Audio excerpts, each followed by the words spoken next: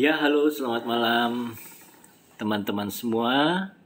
Selamat bergabung di live Dr. Gregory Budiman. Kita obrol-obrol santai. Oke, ada siapa nih yang sudah join? Teman-teman sekalian boleh di-share. Kita akan membahas tentang kesehatannya. Ada Pak Nur yang sudah bergabung. Dan teman-teman yang semua yang sudah melihat boleh share ke teman-teman yang lainnya. Ada Ningrum. Ningrum ini yang di Balaraja bukan? Ada Mama Sea, ya Mama Si. Selamat bergabung nih, ya sering ikut join masuk ke room TikTok saya ya, live TikTok. Ada Heti Supiarsi, selamat malam, selamat bergabung. Apakah sudah makan malam semua? Ada Erniwati, selamat bergabung. Gimana? Ada yang skip makan malam nggak nih? Atau semua barusan makan malam?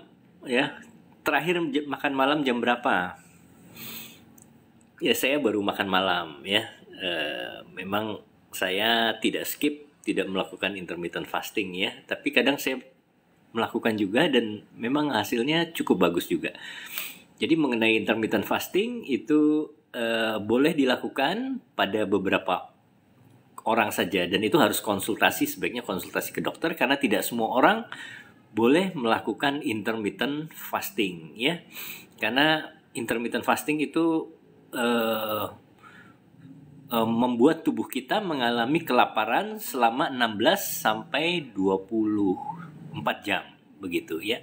Dan itu suatu keadaan yang tidak semua orang boleh atau bisa melakukan. Karena apa? Oh, ini saya itu dulu ke atas ya, karena mengganggu muka saya nggak kelihatan. Karena apa? Karena ada beberapa orang yang nilai ambang hipoglikemiknya itu sensitif banget. Jadi dia kekurangan glukosa, berpuasa glukosanya langsung drop, akibatnya bisa pingsan ya, atau kepalanya sakit tiba-tiba ya, kemudian lemes, gemeteran, bahkan ada yang kejang begitu. Nah, jadi harus hati-hati kalau melakukan intermittent fasting ya. Dilakukan mungkin bisa secara bertahap dulu, tidak usah langsung 16 jam puasa, tapi 12 jam dulu begitu ya. Karena memang setelah 8 jam itu terjadi apa yang namanya gluconeogenesis. Jadi setelah makan itu 6 jam itu kita sudah rasa lapar karena gula darah sudah turun sekitar 90 ke bawah. Nah, ada reseptor di hipotalamus di situ ya yang mendeteksi kalau kita kekurangan glukosa, akibatnya ada rasa lapar, jadi mengakibatkan kita ingin makan ya, keluar hormon yang namanya ghrelin ya. Kita makan, kalau kita makan kita kenyang keluar hormon yang namanya leptin begitu ya. Terima kasih yang sudah bergabung, ada Cahaya, ada Jules, ada Fatan, selamat malam ya semuanya. Begitu ya. Jadi sampai di mana tadi? Sampai di kalau kita makan ya itu kenyang, ada hormon leptin yang keluar. Tapi kalau kita tidak makan setelah 12 jam, 8 jam itu sudah mulai gula darah kita rendah. Kalau sampai drop sekali, jadi ada orang yang sensitif, itu sangat berbahaya. Dan kondisi hipoglikemik itu lebih berbahaya dari hiperglikemik. Ya, orang yang pingsan, koma, kita nggak tahu nih dia kekurangan gula, hipoglikemik, atau kelebihan gula, hiperglikemik. Nah, itu tetap kita harus kasih gula ke dia. Ya, kalau dia masih bisa minum, kita kasih minuman-minuman yang manis, begitu, supaya dia bisa sadar kembali, bisa nggak kejang lagi, begitu ya. Walaupun dia punya penyakit gula nih, kondisi mungkin bisa hiperglikemik juga, tetap kita kasih gula. Jadi gula itu sangat membantu. Jadi kalau di rumah sakit ya ada infusan namanya dextrose. Dextrose adalah gula yang betul-betul murni, D-glukosa. Itu fungsinya untuk mengembalikan kadar glukosa dengan cepat. Ya, jadi kalau yang sel-sel kekurangan glukosa dia akan mati ya, termasuk saraf. Jadi kita kekurangan glukosa, hipoglikemi beberapa menit bisa kerusakan saraf, bisa mati batang otak. Jadi harus hati-hati, gula itu sangat dibutuhkan oleh tubuh ya. Jadi jangan sembarangan intermittent fasting begitu ya. Tapi intermittent fasting itu ada teorinya. teorinya itu adalah autofagi. Teori autofagi ini dikemukakan oleh Profesor Yoshinori Osumi, begitu ya, dari Jepang tahun 2016. Nah, dia mengatakan bahwa kalau kita dalam keadaan kronis, kelaparan yang kronis, ya, atau penyakit kanker, penyakit metabolik yang berat, tubuh kita mengalami namanya autofagi, di mana sel-selnya itu dia sel-sel yang rusak akan dimakan oleh sel-sel yang sehat. Jadi mitokondria yang rusak itu akan hancur, rusak, organela-organelanya itu akan dimakan oleh vakuol-vakuol, sehingga timbul nanti jadi bahan energi untuk menghasilkan sel-sel yang baru, begitu ya, untuk energi metabolisme, pembentukan sintesa sel yang baru, begitu. Itu teori Prof. Osumi, merupakan teori biomedik ya. Jadi teori biomedik atau preklinis yang bukan intermittent fasting, begitu ya. Yang itu merupakan teori dasar pada kasus kekurangan makan atau starvation atau kelaparan yang berat ya, kemudian pada penyakit-penyakit kronis, begitu ya. Tapi yaitu tadi suatu keadaan kondisi sel untuk mempertahankan hidupnya, itu yang disebut dengan autofagi ya. Sedangkan untuk intermittent fasting sebetulnya nggak dapat Nobel karena itu banyak pro dan kontra. Intermittent fasting itu kita goalnya adalah ketosis ya, jadi pembentukan glukosa. Jadi gula di dalam darah itu tidak sampai drop, tidak sampai hipoglikemi di bawah 70 gram per desiliter ya, tapi dipertahankan di atas. Nah, kalau kita tidak dapat asupan karbohidrat, dari mana gulanya didapat? Dari proses glikoneogenesis, begitu ya. Dari glikogen dulu ya, glikogen di hati, glikogenolisis. Kemudian kalau glikogen di hati habis, di otot habis, diambil dari lemak ya, yang disebut dengan gluconeogenesis ya. Nah, di situ terjadi proses ketosis, begitu ya. Nah, itu kalau pada penyakit diabetes berbahaya karena terjadi ketoasidosis. Jadi pH di darah itu menjadi sangat rendah dan itu berbahaya ya. Bisa sesak napas, napasnya menjadi cepat, begitu. Begitu kira-kira teorinya ya. Teman-teman sekalian, ya ini sudah banyak ngumpul. Kalau ada yang mau tanya, boleh silahkan. Ya, jadi kenapa saya live malam hari? Saya usahakan live itu karena banyak sekali influencer kesehatan yang live di TikTok tapi mengajarkan hal-hal yang tidak baik. Jadi saya sendiri tidak anti functional medicine ya, karena functional medicine itu konsepnya bagus, yaitu pengobatan holistik ya, baik mentalnya, spiritualnya maupun fisiknya, begitu. Nah, tapi ada beberapa influencer yang lompat pagar. Lompat pagar itu dalam arti tidak memperbolehkan orang-orang atau masyarakat itu melakukan pengobatan sesuai dengan algoritma pengobatan yang benar, algoritma pengobatan standar medis, gitu ya. Contohnya melarang penggunaan simvastatin, golongan statin, atorvastatin, golongan obat-obat kolesterol. Padahal kolesterol yang tinggi itu berbahaya, sama seperti gula yang tinggi. Jadi kalau ada yang ekstrim ya, para functional medicine ini, dokter-dokternya baik yang nakes maupun bukan nakes, itu dia ekstrim mengatakan gula itu berbahaya, sedikit juga berbahaya, jangan pakai gula, begitu ya. Padahal pertolongan pertama pada kasus pingsan hipoglikemik itu kita harus kasih gula ya. Nah, dia bilang gula itu berbahaya, tapi kolesterol enggak, silahkan makan lemak yang banyak, LDL mau sampai di atas 250 juga fine-fine aja katanya, begitu. Padahal menurut ilmu kedokteran, LDL yang tinggi itu sangat berbahaya karena darahnya tuh jadi kental, ya kan, minyak semua. Kemudian kalau ada kerusakan endotelial, dia akan menempel banyak sekali jumlahnya. Akibatnya menghalangi pembuluh darah ya, dalam waktu yang jangka panjang terjadi kalsifikasi, pengerasan, dan itu bisa lepas dan mengakibatkan trombus, begitu. Nah, itulah yang saya katakan pengajaran sesat ya yang bilang LDL tinggi nggak apa-apa, itu berbahaya ya. Nggak boleh ada yang bilang obat-obat statin itu konspirasi farmasi, itu juga ngawur. Tidak, kita para dokter, para peneliti sudah melakukan uji klinis dengan tahapan yang sangat panjang.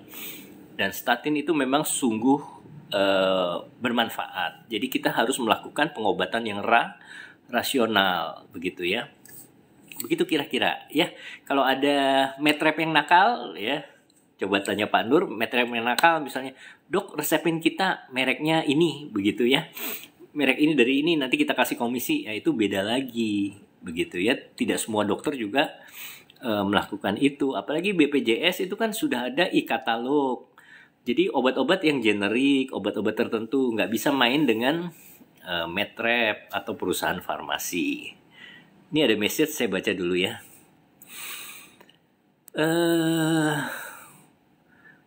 Yang mana dulu ini?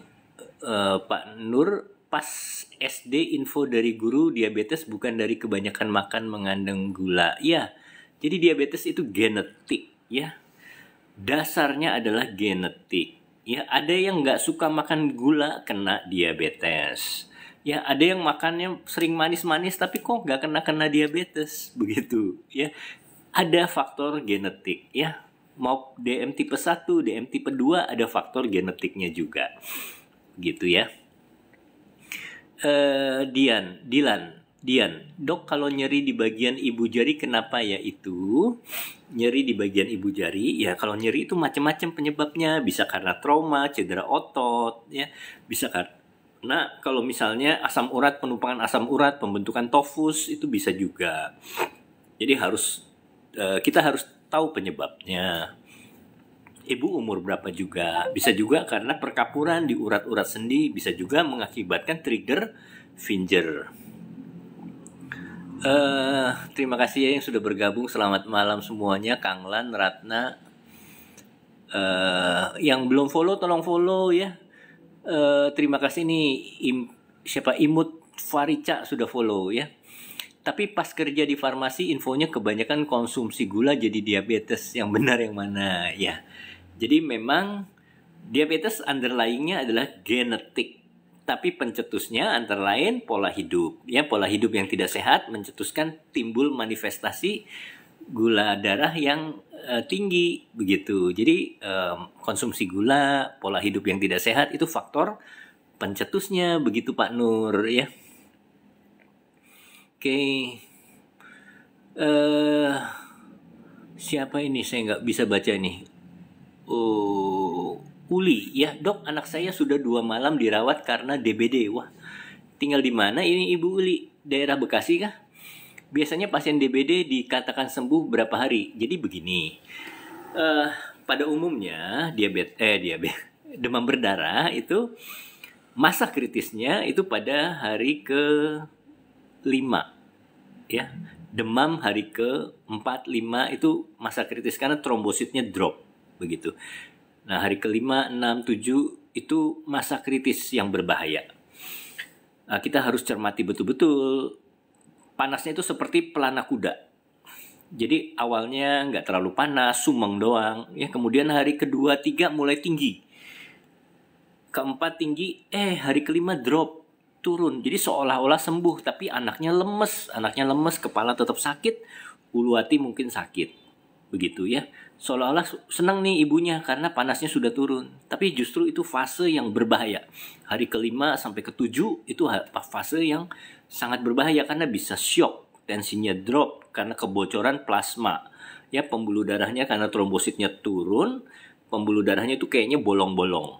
Ya, akibatnya kalau pada kasus yang parah bisa timbul bintik-bintik, ya.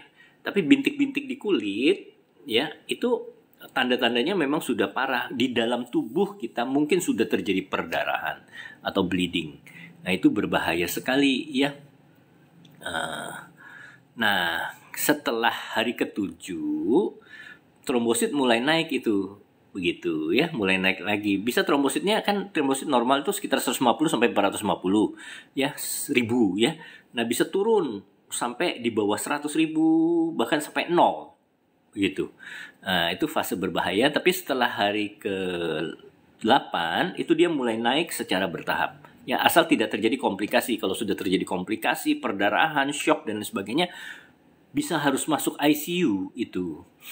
Begitu ya Bu, moga-moga anaknya cepat sembuh. Ya, kalau misalnya dia tidak terjadi komplikasi shock dan komplikasi perdarahan, itu nanti setelah hari ke-8 trombositnya mulai naik lagi, anaknya mulai seger, ya, mulai bisa ketawa, beraktivitas lagi ya. Seperti itu ya Ibu ya. Kemudian ada mood. Iya, tolong di-share live saya ya buat teman-teman sekalian, teman-teman tercinta. Di-share supaya ilmu yang saya berikan ini bisa bermanfaat buat orang lain. Ada Ririn Arinta, ID ku tinggi. LDL ku tinggi. Apa sebabnya dokter? Terus makanan apa yang harus dihindari? Ibu Ririn umur berapa? Kalau umur 40 tahun ke atas, memang fungsi livernya sudah agak menurun. Jadi kita harus kurangi makan makanan berlemak. Begitu ya. Santan juga walaupun tidak dalam bentuk kolesterol, dia lemak jenuh, lemak yang tidak bagus itu juga harus dikurangi. Karena fungsi liver itu mengubah kolesterol, metabolisme kolesterol. Kalau livernya sudah tidak bagus, kolesterolnya tinggi kadarnya. Begitu ya. Dan pada kondisi tertentu tentunya Anda harus berobat ke dokter. Dokter akan memberikan obat-obat penurun kolesterol. Karena kolesterol yang tertinggi itu saya katakan ya bahaya, bisa melakukan penyumbatan. Ya, darahnya kan konsentrasi minyaknya itu tinggi. Jadi menjadi kurang lancar aliran darah ke otak. Begitu sering keliengan, vertigo, sering kesemutan gitu ya. Kemudian apalagi terjadi endothelial dysfunction, itu lemaknya nempel menjadi plak. Ya, kalau LDL-nya banyak, tumpukannya semakin banyak, penyumbatannya semakin besar. Jadi harus diturunkan, ya. Tapi kalau masih muda, biasanya kalau kita makan banyak lemak, LDL-nya, kolesterolnya tetap normal karena fungsi livernya masih bagus gitu ya. Jadi kalau yang diet karnivor, hati-hati kalau udah usia di atas 40, kalau masih muda sih boleh-boleh saja mau diet karnivor ya. Gitu. Rizal lagi, saya gak bisa gitu, gak bisa main duit. Tapi obat BPJS masih bisa kok dimainkan kalau komposisi sama. Iya, begitu ya. Jadi memang orang farmasi ya pasti ada permainan. Karena metrap itu butuh untuk target ya. Jadi harus ada diakalin bagaimana ya, seperti metrap saya, dia ngoper barang tuh keluar wilayah area metrapnya dia begitu. Karena penjualan di areanya, misalnya area Tangerang udah penuh banget crowded, mereka udah pakai produk lain. Nah, dia harus curi-curi ke daerah area lain begitu ya. Jadi dia bikin order fiktif dan lain sebagainya. Begitu kira-kira. Ya, terima kasih yang sudah follow ya. Ada siapa nih, XYZ yang sudah follow, silahkan. Terima kasih ya. Yang mau share, tap juga tolong tap supaya live saya bisa disebarkan oleh TikTok di timeline orang lain ya. Batu empedu obatnya dok. Nah, batu empedu kalau masih kecil mungkin bisa diberikan obat-obat. Ada obat-obat herbal yang bisa katanya melarutkan batu empedu, itu boleh juga ya. Tapi kalau sudah besar dilakukan pengangkatan. Biasanya pengangkatannya bukan batunya saja, tapi kandung empedunya juga semua diangkat, dan itu operasi besar begitu ya. Oke.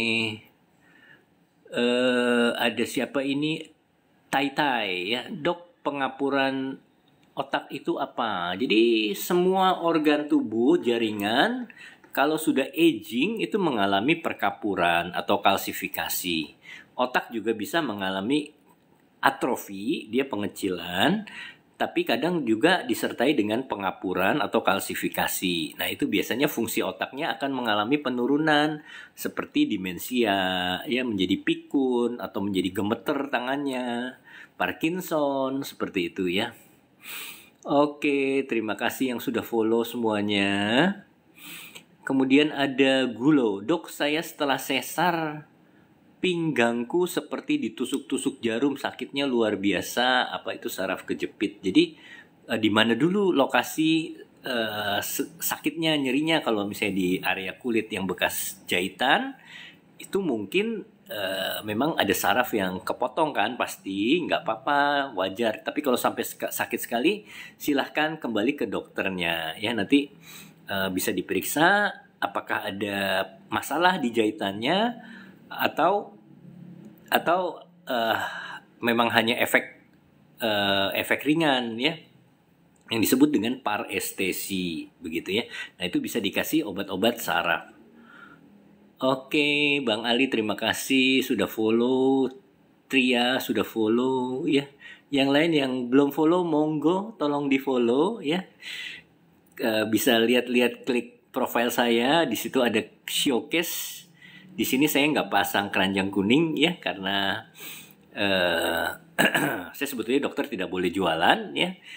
Tapi saya sebagai afiliator di sini, afiliator Get Beauty ya, boleh dilihat produk-produk Get Beauty kategori kosmetik ya. Jadi dokter tidak boleh jualan obat, tapi untuk kosmetik sih boleh-boleh saja, asal tidak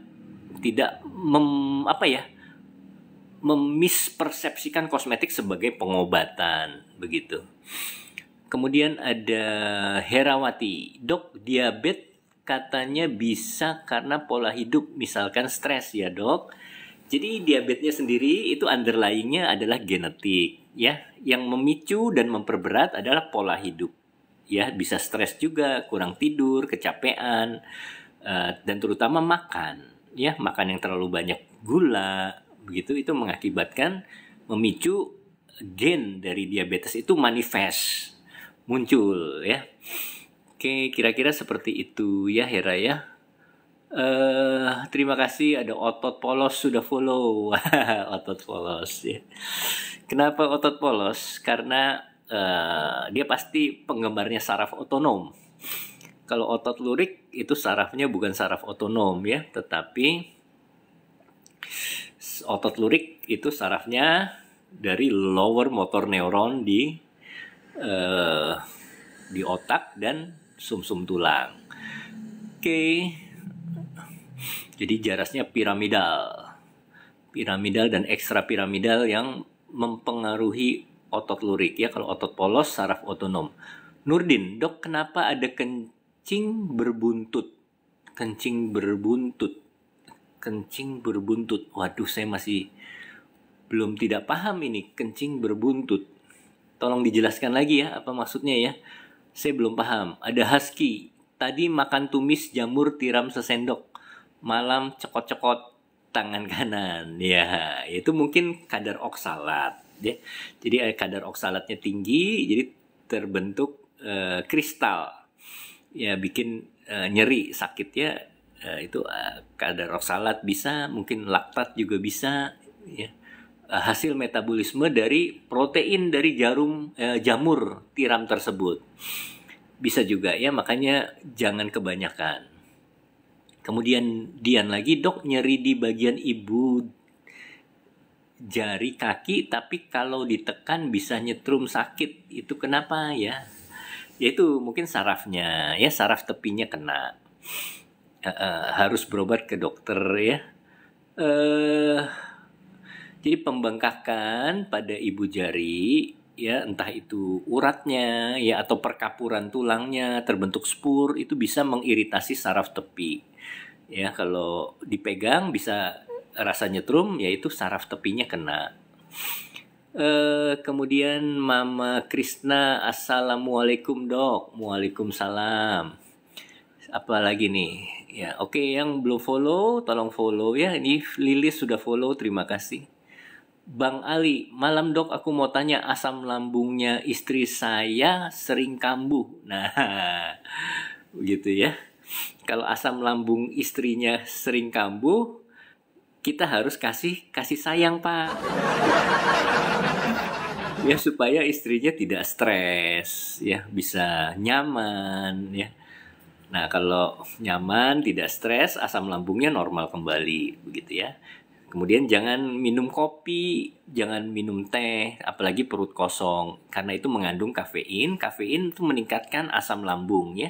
Kafein itu merangsang sel parietal di lambung untuk mengeluarkan asam lambung ya. Kalau sampai berlebih, ya itu bisa merusak dinding lambung, terjadi gastritis, kalau naik ke atas kerongkongan, esofagitis, reflux ya, atau GERD. Nurdi, dok, kencing berbuntut, obat apa? Kencing berbuntut, saya masih belum paham ya kencing berbuntut.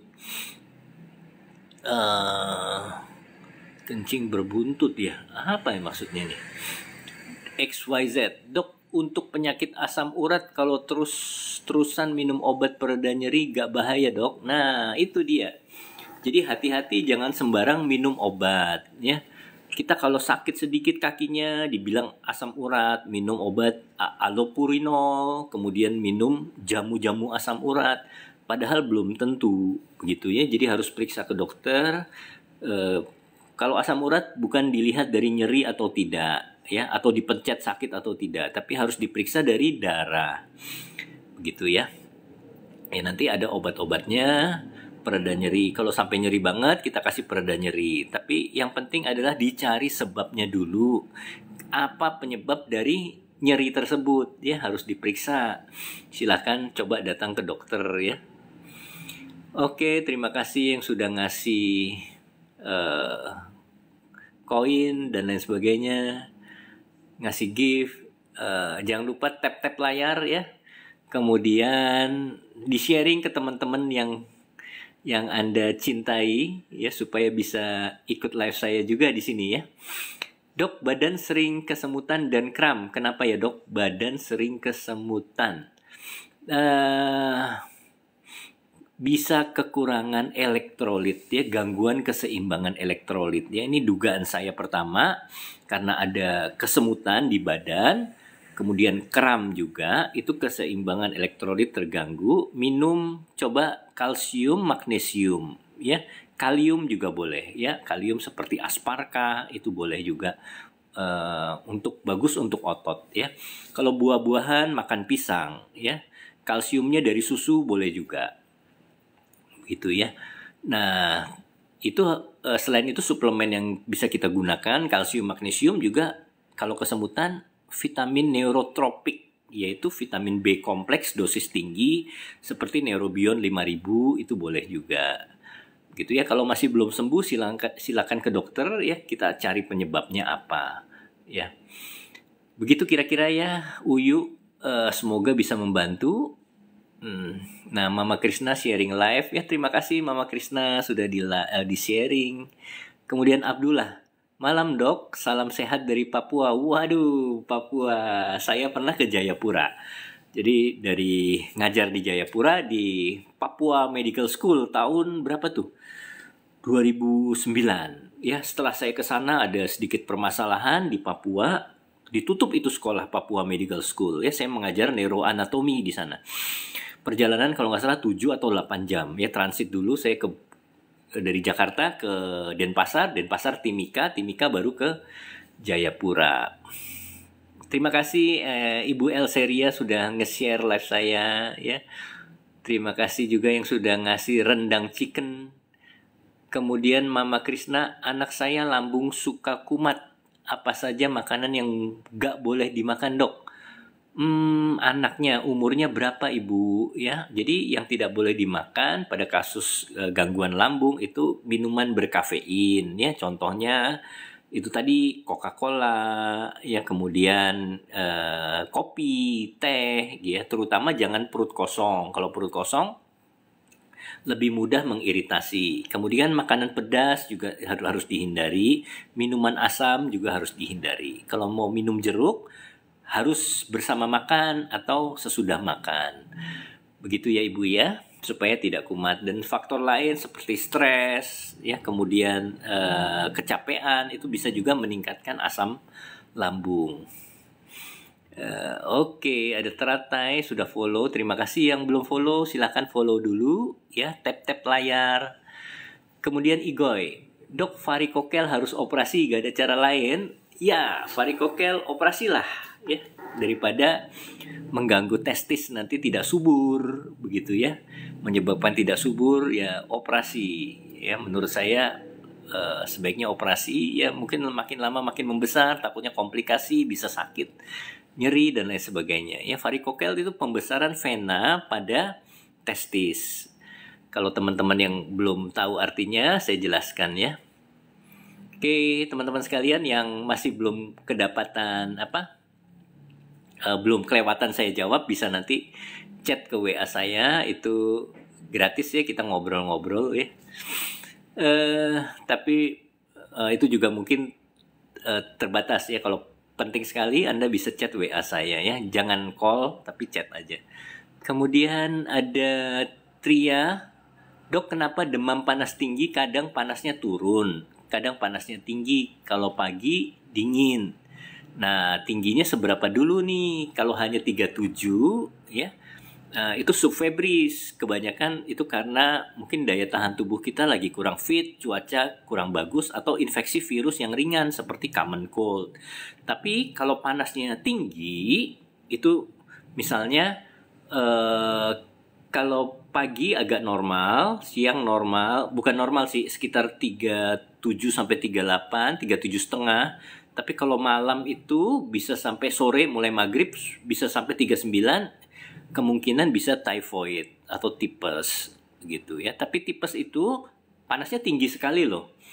Jadi kalau malam itu 39, kalau pagi atau siang agak menurun, tapi menurunnya nggak sampai 36,5, nggak sampai normal, menurunnya paling 37,5 begitu ya. Jadi harus tahu panasnya, suhunya berapa gitu ya. Oke, terima kasih ya yang sudah bergabung, yang sudah follow. Ini ada siapa? Abdullah, dok izin bertanya. Saya sering sakit kepala tapi cuma di depan, tidak semuanya di sini ya. Itu mesti diperiksa lagi, ditanya-tanya lagi. Apakah ada pileknya, sering pilek, bisa sinus, bisa dari sinus frontalis ya. Kalau di depan mata di sini bisa sakitnya di mata, bisa sinus maksilaris begitu. Banyak penyebabnya. Jadi harus berobat ke dokter juga ini ya. Kalau dicoba dengan obat-obat pereda nyeri, boleh pakai Paramek, Bodrex boleh. Tapi kalau tidak sembuh, harus berobat ke dokter ya. Kemudian ada Eva, sering kesemutan tangan, kenapa ya dok? Sering kesemutan itu neuropati. Nah, itu juga kita coba obati dulu dengan obat-obat neurotropik, vitamin suplemen neurotropik seperti B kompleks dosis tinggi, Neurobion ya, dan lain sebagainya. Terima kasih yang sudah follow. Semuanya terima kasih ya. Assalamualaikum, waalaikumsalam. Dok, obat apa? Obat kencing berbuntut nih, saya masih bingung ya. Selamat malam Mira Karyana. Kemudian ada ini ya, sering sakit kepala, tadi sudah saya jawab ya. Obat asam lambung apa? Untuk sementara kalau rasa perih, perutnya begah, kembung, agak mual, kita gunakan antasida ya, antasida seperti Proma ya, Polisilen, kemudian Milanta itu boleh ya, silahkan ya. Kalau saya sukanya Polikrol, itu bisa dijual bebas. Nah, kalau belum sembuh bisa berobat ke dokter, nanti diberikan penghambat pembentukan asam lambung begitu ya, seperti golongan lansoprazol ya, atau ranitidin gitu. Tapi harus dengan resep dokter. Oke, terima kasih nih semua yang sudah ngasih bunga, ini organ tunggal panggilan. Kemudian ada Erma, saya rinitis alergi, pengen lepas dari dexamethasone dan CTM. Nah, itu caranya gimana? Jadi kasus-kasus alergi itu termasuk masalah imun ya. Bisa dicegah dengan cara menghindari faktor pencetus ya. Biasanya rinitis alergi karena debu, rumah yang kotor, mungkin banyak kecoa mati. Nah, itu debu, debris dari kecoa itu terhirup ya. Ada serangga, ada bulu-bulu tanaman mungkin ya, bulu kucing bisa juga menyebabkan rinitis alergi, sehingga kita bersin-bersin. Jadi hindari faktor pencetus yang nomor 1. Yang kedua, pola hidup sehat juga ya, olahraga, makan makanan bergizi. Suplemen apa saja untuk kasus alergi? Bisa vitamin D3 ya, vitamin D3, kemudian propolis juga boleh. Seperti itu ya. Bipolen itu katanya bisa juga membantu alergi. Nah, tapi kalau belum sembuh juga terpaksa kita minum obat-obat yang dari dokter ya, bisa kortikosteroid seperti dexamethasone atau cetirizine bisa juga. Begitu ya Erma ya. Jadi harus dihindari faktor pencetus. Kemudian Triamanatia, dok saya lagi demam, kadang panas tinggi, kadang hilang. Kalau pagi dingin kenapa itu? Nah ini sudah saya jawab tadi, tergantung suhunya. Kalau suhunya normal ya kalau pagi, kemudian malam itu panasnya hanya sumeng aja 37, itu kemungkinan terlalu kecapean, bisa daya tahan tubuh lagi lemah, faktor cuaca, dan mungkin infeksi virus yang ringan seperti common cold. Tapi kalau tinggi banget suhunya 39 waktu malam, kalau siang turunnya hanya ke 37,5, itu bisa typhus atau typhoid fever. Oke, Siska Diva, jangan lupa follow ya. Dok, anak saya umur 8 tahun, dia sering sakit perut, kadang sesak napas, disertai sakit ulu hatinya, yaitu mungkin lambungnya. Tadi yang ngasih bunga, terima kasih banget ya. Ada siapa tadi saya lupa sebutin.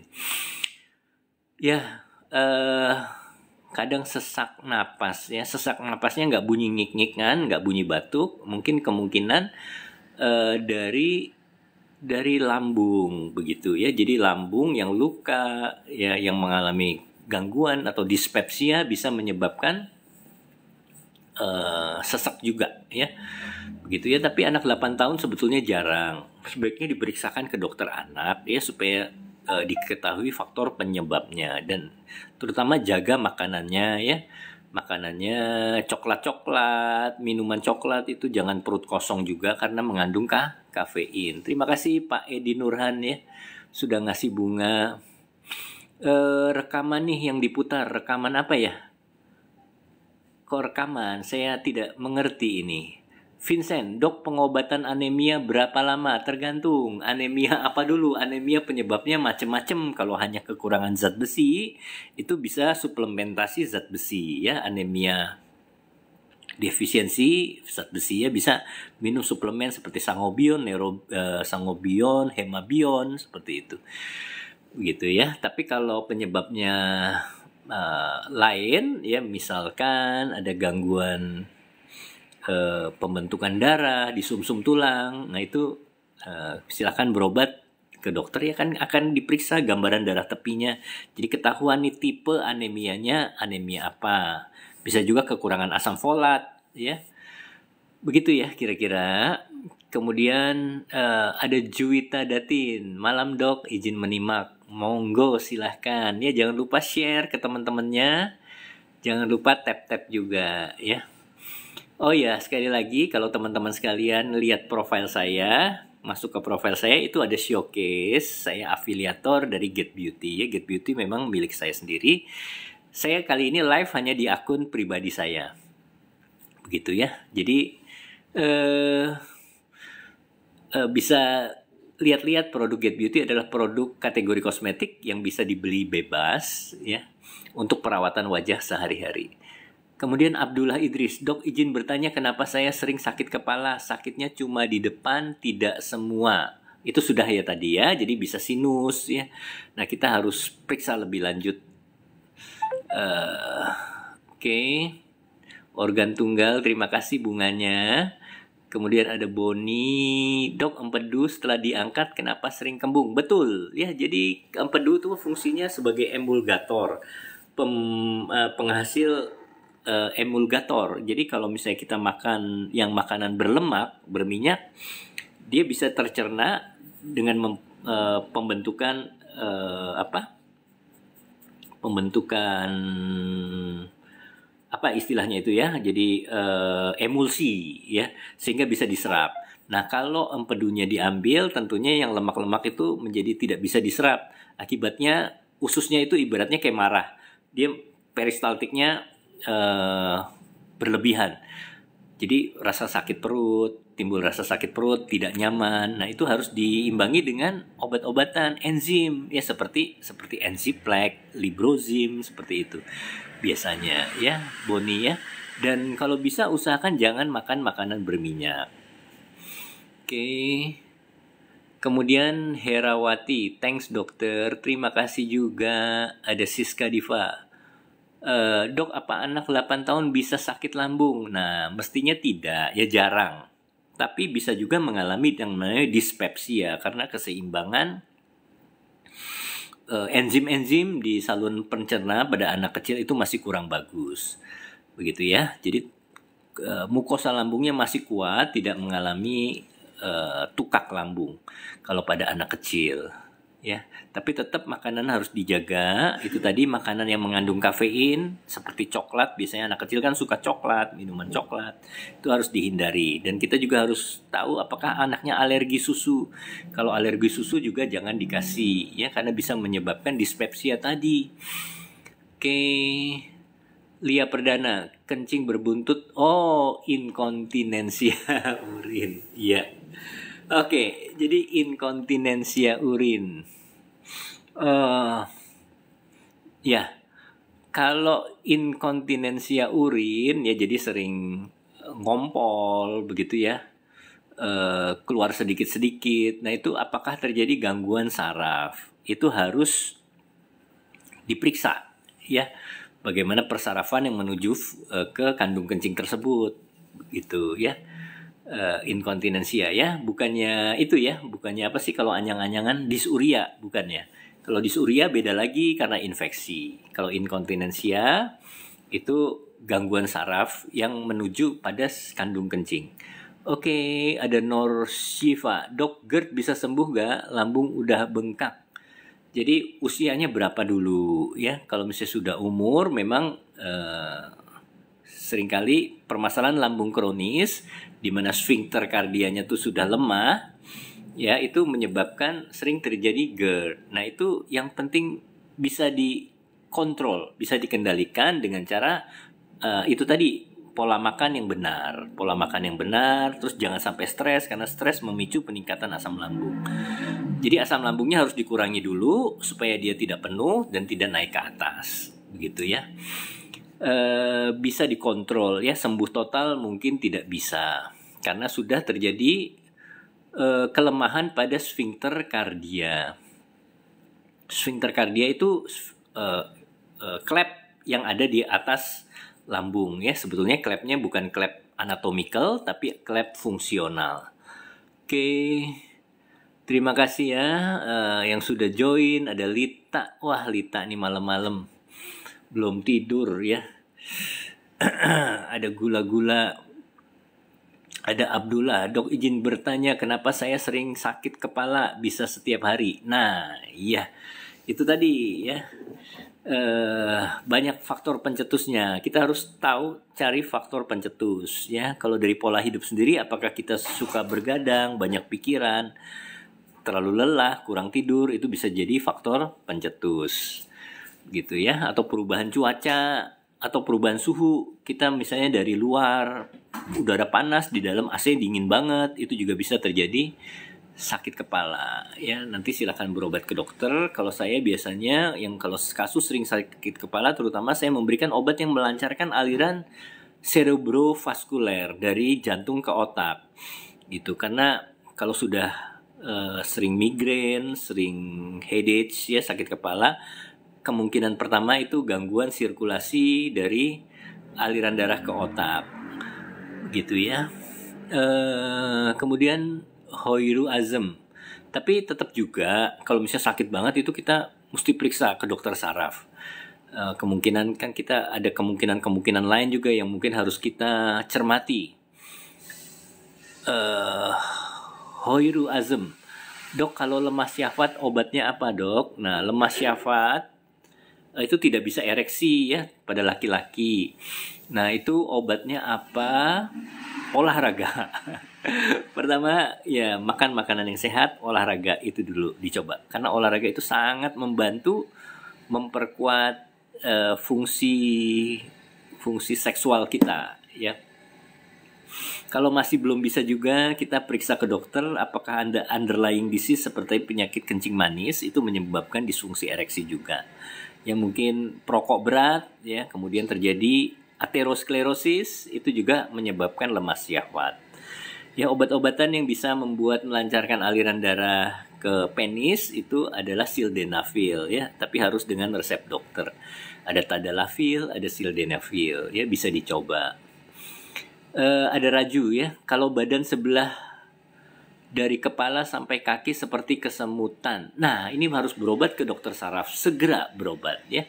Kalau sebelah kita takutnya adalah CVA atau stroke ya, yang disebabkan penyumbatan. Nanti akan diberikan obat-obatan ya. Dewa Made Sujana. Waduh, kayaknya namanya familiar ini. Malam dok, salam dari Pulau Dewata. Waduh, ya. Salam juga ya Pulau Dewata, Pulau Bali merupakan pulau yang paling indah. Aduh, saya jadi pengen ke Bali nih. Terima kasih ya semuanya yang sudah follow saya, sudah tap-tap layar juga. Siska Diva lagi. Ini sudah tadi Delvina, saya periksa ke bidan katanya udah 14. Apakah itu udah tinggi? Dokter, aduh, apa yang 14 ya? Tadi saya lupa kasus apa. Periksa ke bidan udah 14. Waduh, saya kurang tahu ya. Kemudian Galih Prasetyo sudah follow, terima kasih ya. Nani, mat malam dokter, Blitar hadir. Waduh, sampai ke Blitar ya saya ya. Nah, jadi teman-teman yang masih belum bisa terjawab nanti sama saya bisa chat aja, catat ini, di save nomor saya ya. Kebetulan warnanya kurang ini. Nah, ya itu ya, 0817 sekian. Gak apa-apa, kita chat di WA ya, saya jawab sebisa saya.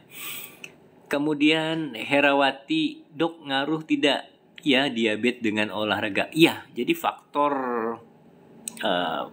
penurunan gula darah ditentukan oleh resistensi insulin ya. Olahraga dapat memperbaiki sensitivitas insulin ya, reseptor insulin. Waduh, Dewa Made memberikan 3 batch gift. Wah, terima kasih banget ya. Terima kasih nih ya untuk teman-teman juga di Bali ya, yang sangat luar biasa. Terima kasih, salam sehat, semoga masyarakat di Bali bisa sejahtera, makmur, damai dan sentosa. Oke. Organ tunggal lagi, saya belum dok. Ya, belum apa nih? Saya agak lupa. Organ tunggal saya belum. Ini sudah memberikan gift juga kan? Terima kasih banget ya. Ini nomor saya kok turun ke bawah ini. Oke. Tria lagi, dok.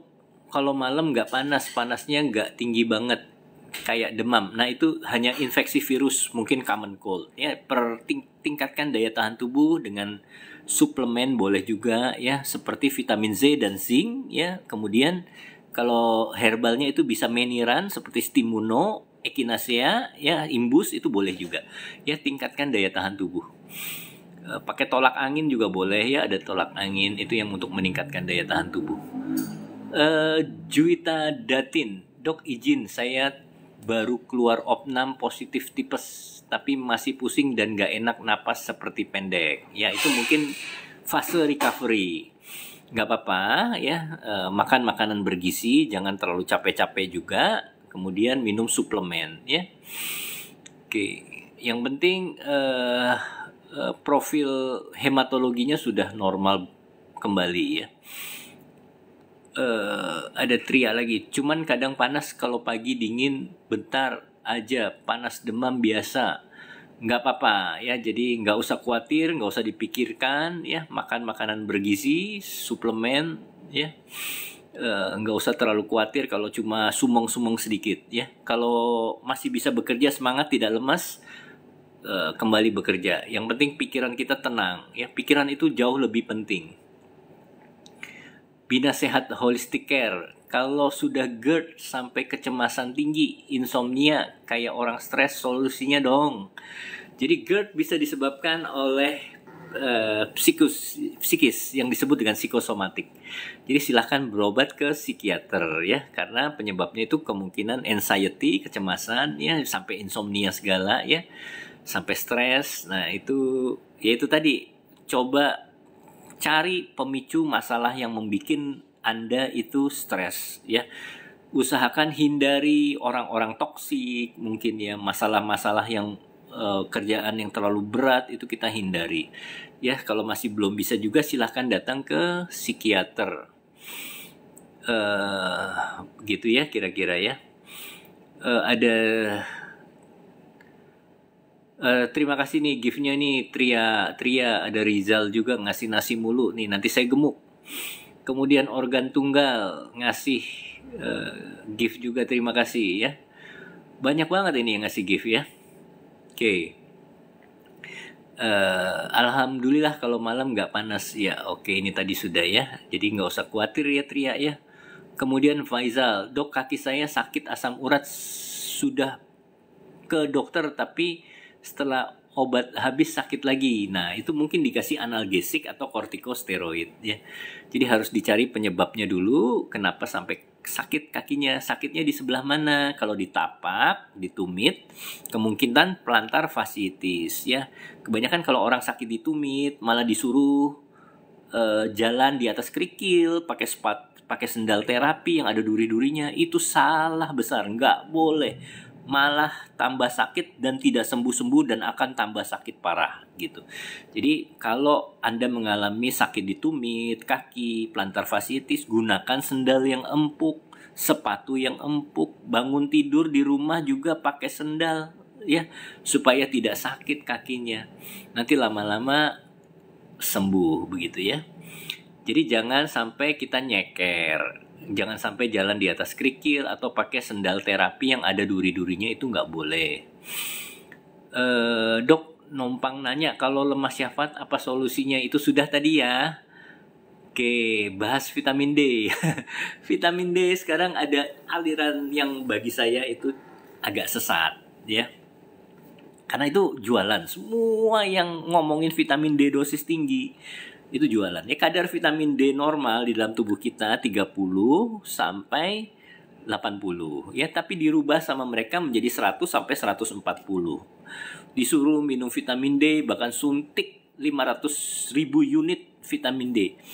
Padahal vitamin D itu berbahaya kalau sampai terjadi hipervitaminosis. Ya bisa gemeteran, keliengan, keringat dingin, pusing begitu ya.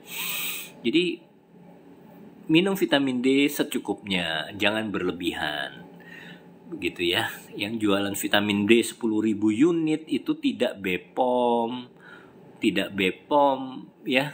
Karena itu memang berbahaya, nggak boleh lah yang BPOM saja melarang. Kenapa kita mengikuti influencer yang jualan suplemen? Ngawur, apalagi dokter yang suka suntik vitamin D sampai 500.000 unit. Itu tidak boleh ya. Kemudian Sri Hayati, pola makan benar gimana dok? Pola makan gizi berimbang menurut WHO dan Perhimpunan Dokter Gizi Indonesia ya. Jadi jangan ikutan diet karnivor yang tidak makan tepung, nasi, sayur juga tidak boleh, dilarang. Bolehnya cuma daging, itu nggak boleh. Harus gizi berimbang gitu ya.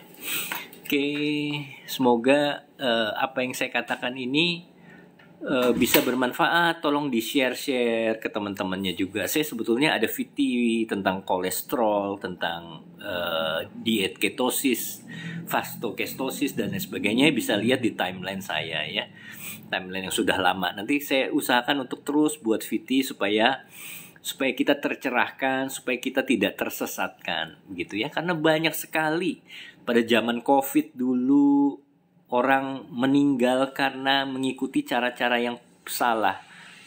Dia demam, sakit, infeksi virus, entah COVID, entah flu, entah penyakit yang lain ya. Katanya kalau infeksi virus jangan dikasih makan dengan karbo, jangan dikasih makan puasa 1 kali 24 jam. Nah itu bahaya sekali, apalagi pada anak. Banyak yang meninggal gara-gara mengikuti cara ini. 1 kali 24 jam tidur aja nggak usah makan. Itu bahaya karena saat infeksi virus ya apalagi fase prodromal kita butuh energi dari karbohidrat untuk apa? Untuk menghambat perkembangan virus diikat oleh antibodi humoral dan seluler begitu. Ya. Jadi virusnya nggak jadi berkembang, nggak jadi masuk ke tubuh kita. Harus makan yang banyak begitu. Ya. Tapi ada yang bilang kalau infeksi virus, demam, itu kita jangan makan puasa 1 hari, ya itu mampus lah. Virus makin berkembang di dalam tubuh kita. Dan setelah 1 kali 24 jam sarannya apa? Boleh makan cuma telur sama daging, begitu. Karbo nggak boleh. Nah, itu juga sesat, ya. Kemudian GRR, izin follow Pak Dokter, ya Zack Deru. Terima kasih ya, terima kasih yang sudah follow ya. Oke, selamat malam Ferd juga. Ya, ada Sri Hayati. HP-nya buram. Loh, HP saya buram ya? Aduh, kenapa ini? Atau mungkin karena sinyalnya kurang bagus. Ferd, kalau kelainan jantung bawaan apakah bisa dioperasi pakai BPJS? Bisa, mestinya bisa. Ya, cuman mungkin harus antri dan lain sebagainya. Ini udah naik lagi nih. Oke, Herawati. Sakit kepala tanpa sebab bisa juga ada pengaruh dari gigi yang rusak ya dok? Betul, bisa juga. Ya saya lupa tadi ya.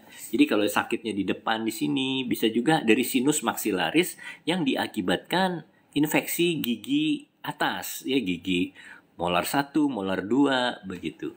Itu berhubungan dengan sinus. Jadi bisa sakit kepala juga.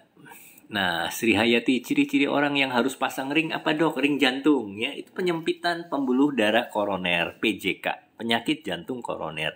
Jadi jantung itu dikasih makan oleh pembuluh darah juga, pembuluh darahnya namanya koroner. Kalau penyempitan, nah itu jantungnya kekurangan oksigen, kekurangan glukosa, akibatnya nyeri, sakit jantung, iskemia, lama-lama bisa mati, otot jantungnya namanya infark. Begitu ya. Nah, itu harus dibuka, dilebarkan ya dengan ring. Oke. Holy Azam. Terima kasih dok, sama-sama. Yuni Indah, malam dokter, selamat malam juga. Wahyu, kalau kita sariawan ciuman dengan penderita HIV apakah tertular? Ya, bisa. Ya, jadi cairan ya apalagi kalau ciuman itu bisa tertular. Ya karena HIV penularannya melalui cairan. Jadi harus hati-hati ya. Jadi jangan sembarang ciuman. Ya Wahyu ya, Pak Wahyu. Kemudian Yuni Indah, kalau kaki kebas itu harus ke dokter spesialis apa? Spesialis saraf. Oke.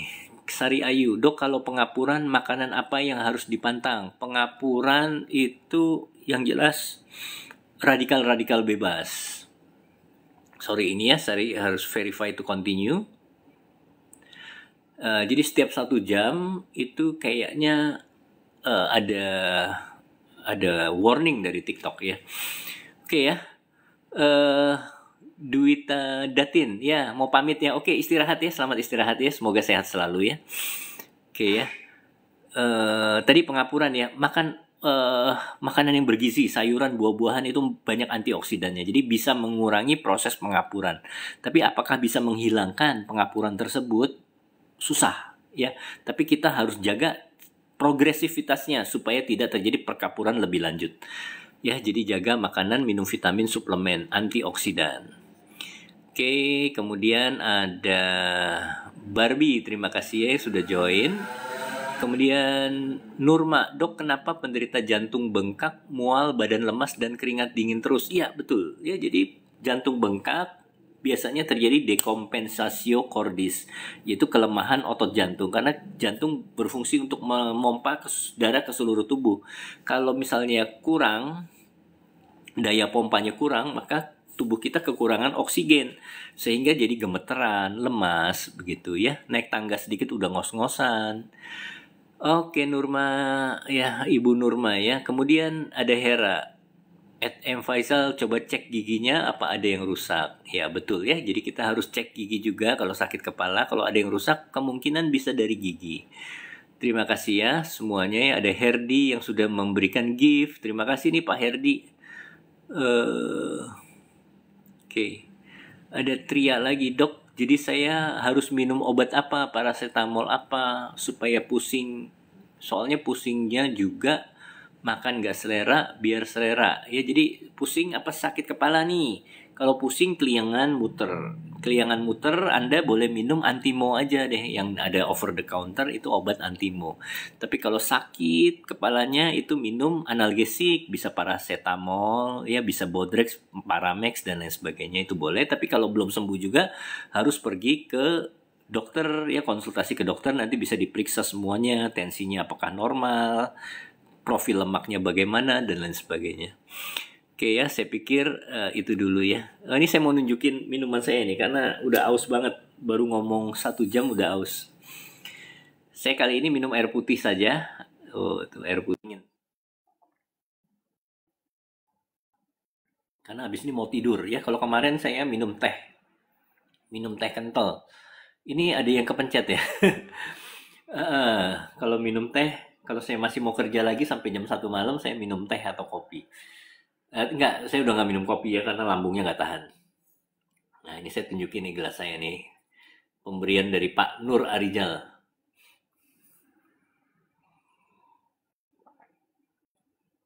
Dok, katanya kalau sudah mulai jam 4 atau jam 5 sampai malam nggak boleh banyak minum air putih.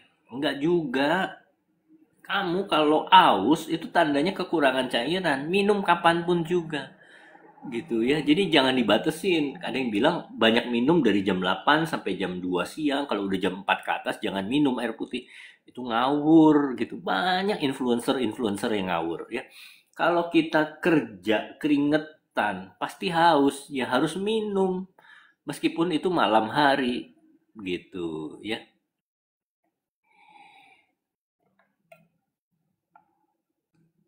Oke, ini siapa lagi nih ya? Herawati lagi, usia 62 tahun. Wah, Ibu Hera usia 62 tahun ya. Apakah minum susu masih ngefek? Tidak ya, Dok. Tidak.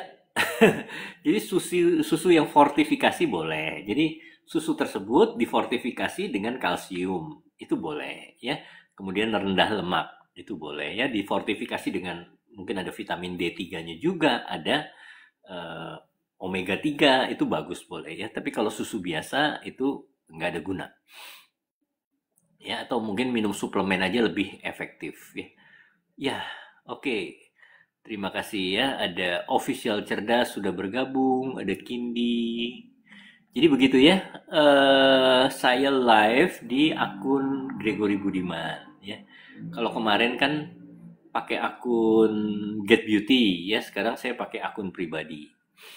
Saya praktek di Tangerang, di Jalan Muhammad Toha, kilometer 2,9, di Kelurahan Bugel, Kecamatan Karawaci, Kota Tangerang ya.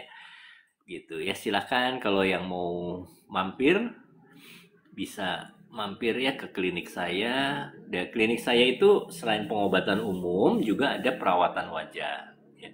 Jadi oleh sebab itu saya di endorse juga oleh produk kosmetik Get Beauty ya. Nanti silahkan bisa ke profil saya, klik keranjang showcase-nya, keranjang kuning atau shop-nya, ada produk-produk kategori kosmetik ya, produk yang aman dan rasional, sudah BPOM dan halal gitu. Oke ya, terus itu saja tadi ya. Jadi saya praktek sebagai dokter umum, saya praktek sejak tahun 2000. Saya tahun 2000 praktek di Galur di Kampung Rawa ya, Johar Baru. Saya juga staf pengajar FKUI tahun 2000 sampai 2012. PNS juga PNS Dikti, saya PNS pusat.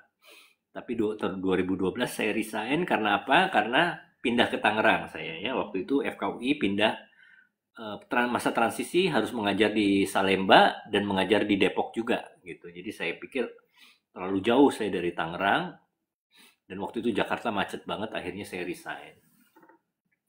Jadi sebagai dokter umum itu wah kerjanya berat. Jadi buat teman-teman sekalian yang punya anak yang mau jadi dokter itu harus dipikirkan lebih lebih serius lagi ya.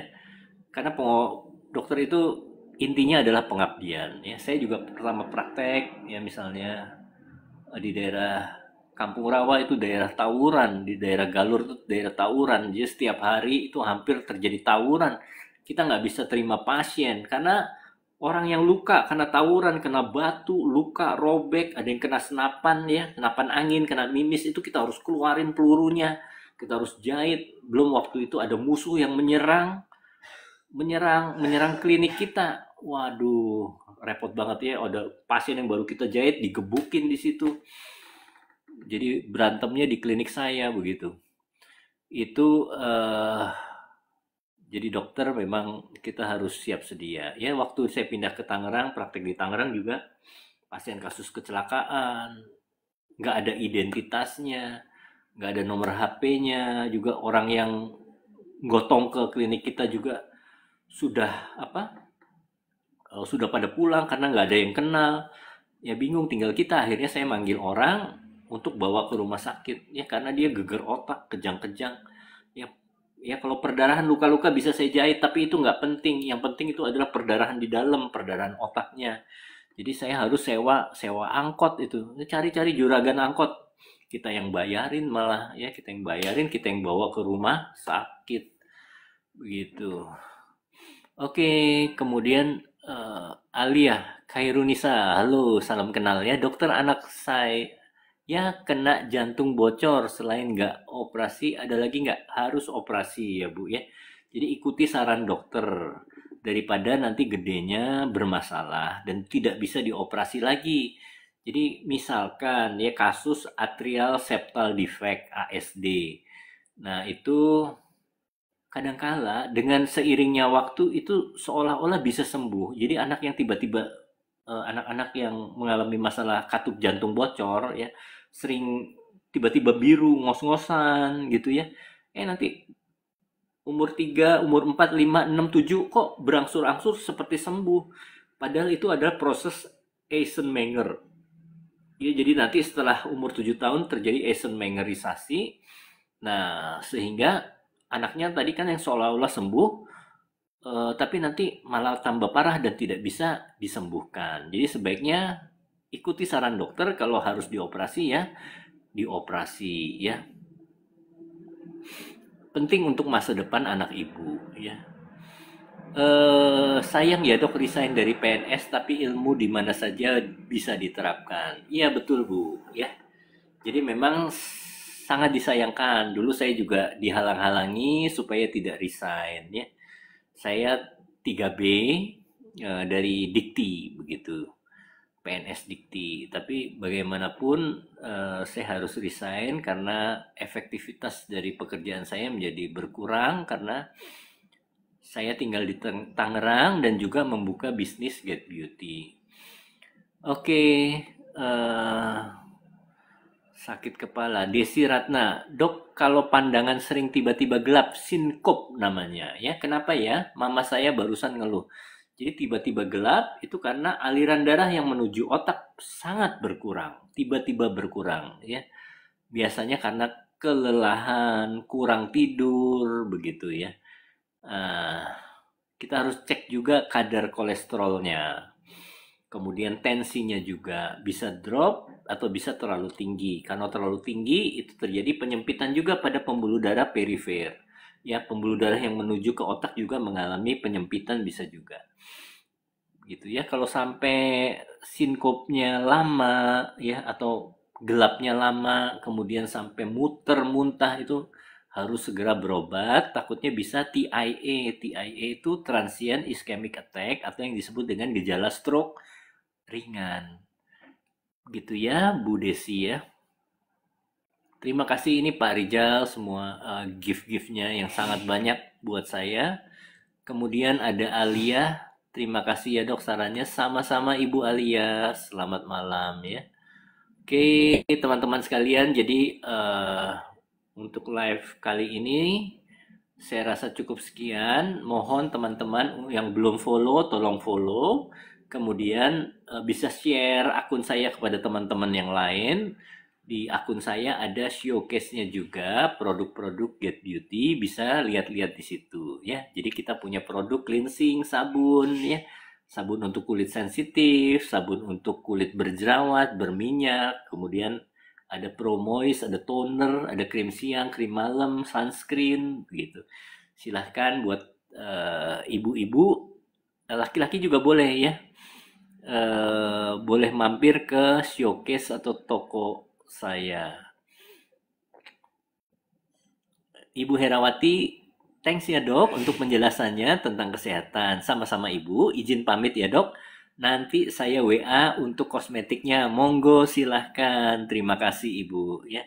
Kepada teman-teman sekalian, saya ucapkan selamat malam, selamat istirahat. Semoga kita sehat, salam sehat buat kita semua ya. Masih 26 yang bersama saya. Jadi malam ini cukup banyak yang live bersama saya ya. Tapi dengan berakhirnya waktu ini saya harus selesaikan live ya, sudah 1 jam mungkin ya. Oke, terima kasih banyak ya. Tuhan memberkati. Assalamualaikum, sampai jumpa besok malam lagi ya, sekitar jam 10 sampai jam 11.